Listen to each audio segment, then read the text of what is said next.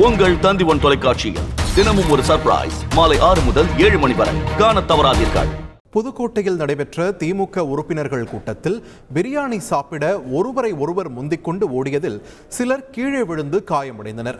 குளத்தூரில் நடைபெற்ற கூட்டத்தில் 3000க்கும் மேற்பட்ட திமுக நிர்வாகிகள் மற்றும் பொது உறுப்பினர்களுக்கு பிரியாணி விருந்து வழங்கப்பட்டது. பந்திக்கு முந்துவதற்காக ஒருவர் முண்டியடித்துக் கொண்டு சென்றதில் கீழே விழுந்து சிலர் காயமடைந்ததாக கூறப்படுகிறது.